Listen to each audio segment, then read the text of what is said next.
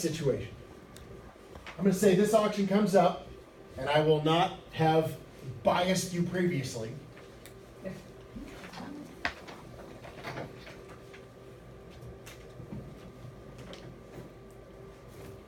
And this is going to be a guess what responder has. And then hopefully you'll know this, and then it won't be a guess next time, right? All right. You open a no trump. I bid 2 hearts, which we all know is a transfer to spades. So you do your job opener. You bid 2 spades like you're supposed to. And now I bid 4 diamonds. What is going on?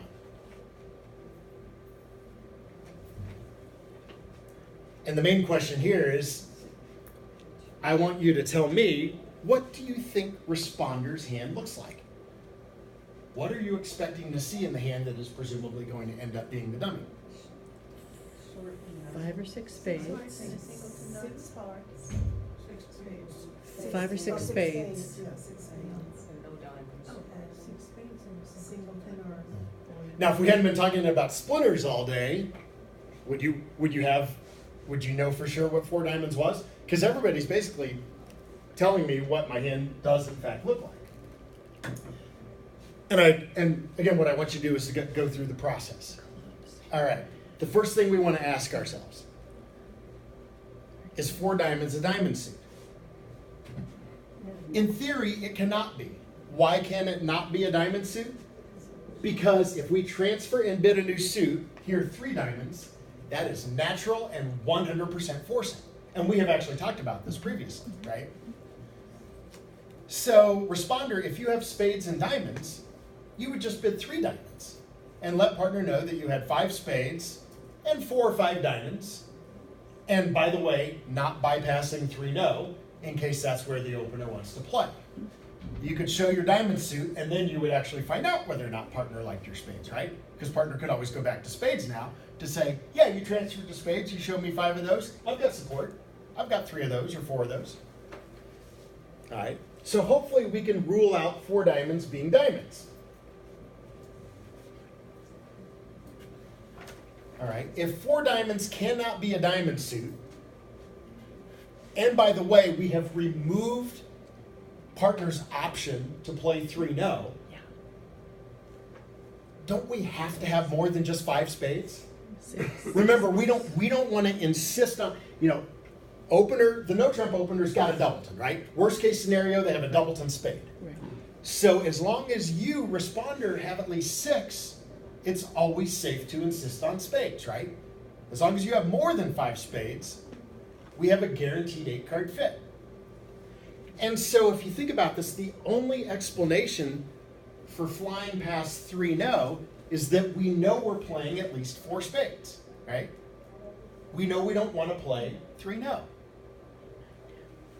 So that is what you have shown. You have a game forcing hand, and you are, we kind of a funny name. We call this the self splinter. You splintered in diamonds in support of your own suit, right? It's kind of funny, but if you think about it, it makes sense. If I'm the captain and I know their points, I know my points, I have 6 spades, why wouldn't I just go to 4 spades?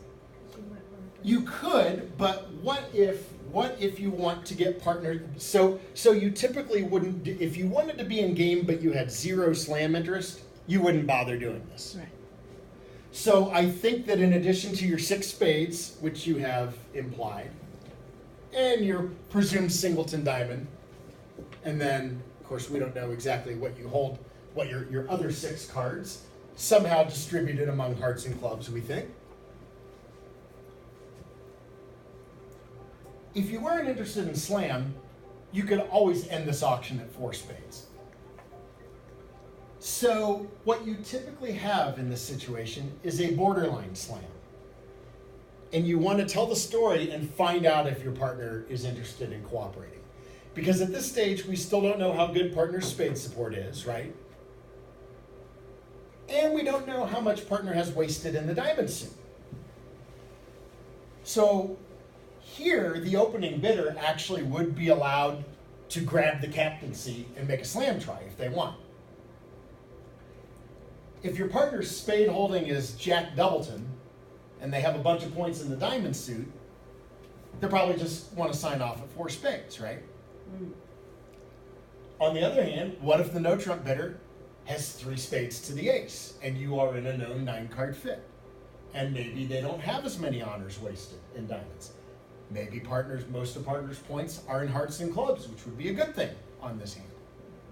Now maybe 6 spades is in the picture. So here, if on this kind of auction, if opener signs off at 4 spades, I'm done. I'm not gonna make a move towards slam. If I knew I was making a move towards slam all along, then I probably could have taken control from the go, and I wouldn't have bothered showing the diamond shortness. But I'm gonna trust that partner doesn't like that opening hand any better based on what they've heard. On the other hand, what if we were to see something like this?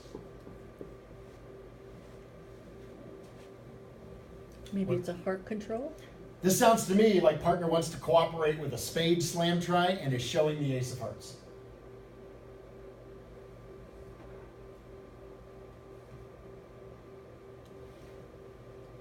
That might be enough for you at this stage to go ahead and trot out your key card.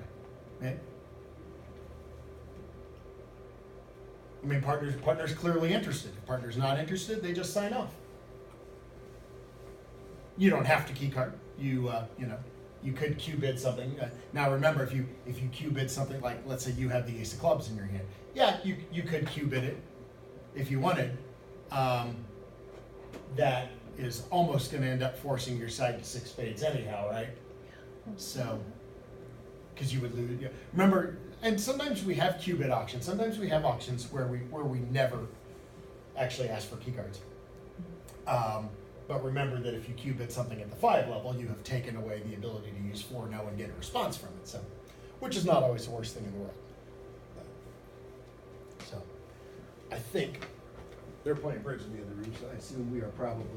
I don't want to run too long. We're past 11, but if anybody has any final burning questions about Splinters. How many clubs does that hand have? I'm not sure what you're. Well, we don't know exactly, Okay. right? I mean, That's a question Yeah, mark. yeah, we know. Yeah, it's a question mark. So, like, we've accounted for presumably if we take that splinter to be a singleton and not a void, It right? looked like a 7. Yeah. That Oh, couldn't yes. be right. Yes, you have 14 cards, 6 spades, 7 clubs, and a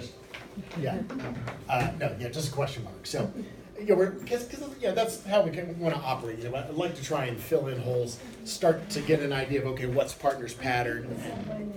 So, yeah, it really will help with your evaluation. So I hope that you are comfortable enough to get these into your arsenal and start playing them. And like I said, compared to some other conventions, because it's such a funny looking bit, I actually think it's easier to remember than some other conventions. So. So we are not here next week. Remember, next week is as somebody called it, the bye week. We all rest. What are you doing? Because yes, what's that? What are you doing? I will be playing at the regional in Colorado Springs, so which is going on starting Monday night or Tuesday night and running all next week. So, however, the clubs in Denver should be open all week. So. Most of, if you are playing any duplicate games in Denver, the games will be smaller. A lot of Denver players will be down in the Springs for the tournament, but they'll still be going on. The clubs here do not typically close when they have a regional down there. So, it's just a little quieter around here because the tournament's close enough that a lot of people want to play there. So the 11th is a bye. I mean, it's, Yes. okay. So we will be back on Thursday the 18th, and I believe we are doing new minor forcing and fourth suit forcing, if I remember. I have the syllabus here. Basically, the theme for the 18th is probing for games in non-2/1 auctions. Right.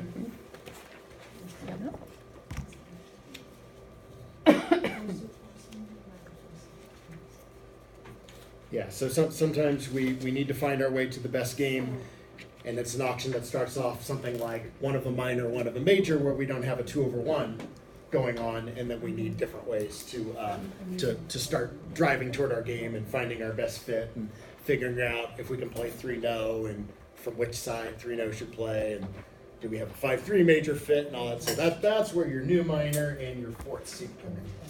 So yeah, that'll be next time. Okay, thank you, Kurt. Good luck next week.